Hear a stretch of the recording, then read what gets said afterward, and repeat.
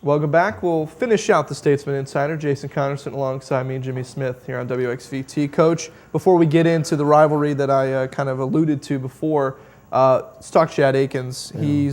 He's close, very close to breaking the all-time mark here for assists. I've already been in contact with Scott Nagy about sending in a little. You talked to Scott? I have, and he's very excited, as much as you could be excited about somebody breaking your record, but he's hopefully going to have a little congratulatory message for Chad as we approach that. But in terms of Delta State basketball all time, we never thought Scott's mark was going to get touched, sniffed at, or looked at, and here it is, threatened by one of the best players that Delta State's had. Right.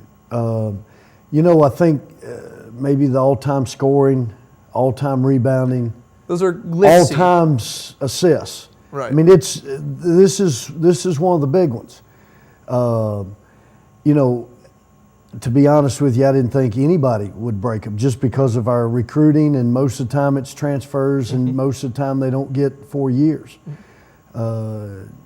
Chad certainly was a godsend, and I'm grateful for him being a part of this program, and what a representative he's been.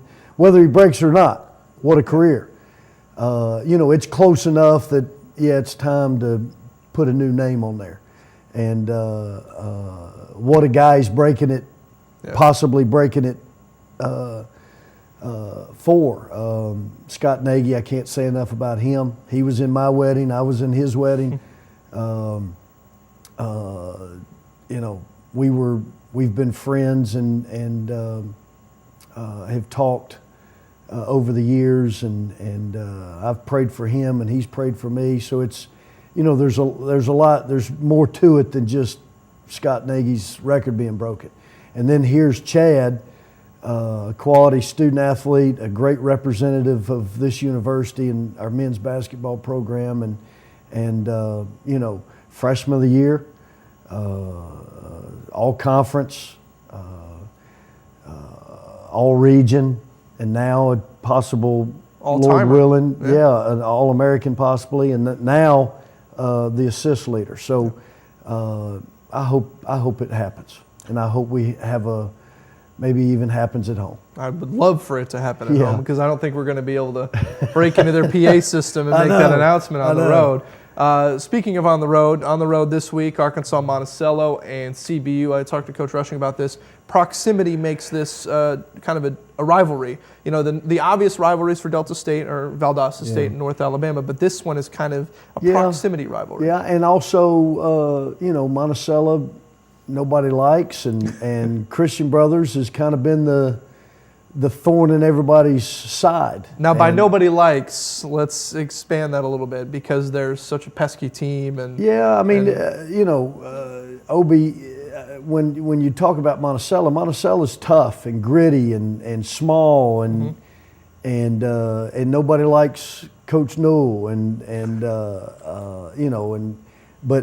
then there's been big games that we've played that they've beat us and we've beat them, and and then closeness is certainly goes into that as well. But Monticello has a good team. He's added 2 pieces just recently. Right. A little point guard that is a jet at the point and makes things happen. We're going to have to do a great job of keeping him out of the paint. Certainly number 30, trying to remember his name, Turner, I think, is an undersized post, but a tough hombre, and he's gonna catch it on that high post and throw it to their 6'9" or slash, and we worked on containing that guy at the top. They're very tough in what they run. We're going to have to, and defensive, rebounding the basketball, they're going to be good. Offensive rebounding, they're coming. They always seem to hit big shots against us. It's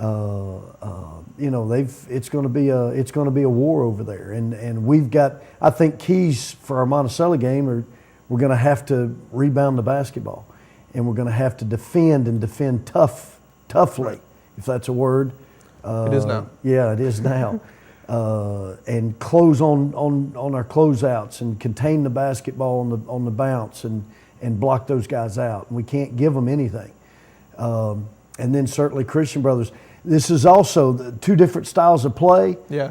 Completely different styles of play, and how difficult it is to prepare for one and then get ready to have a day to prepare for the other one. And I don't think people don't think about that. Right. And for us, it's very difficult to go play Monticello and then play Christian Brothers because it's two completely different styles. But that's what we've been given, and that's what we're going to do. Statesmen finally back at home. They'll take on Christian Brothers this Saturday, and then they're going to have Southern Arkansas next week. Back in Sillars Coliseum. It's good to be back, right? Yeah, it is. It's good to be back. Yeah, it is. Hopefully you'll be bringing back 2 wins by the time this show airs. Of course, we're filming this on Thursday, travel day. Today is the Monticello game, and Saturday coming up, a CBU game. But we'll have all those recaps for you next week on the Statesman Insider. For Sandra Rushing, that's Jason Connor. We'll join you again right here on WXVT.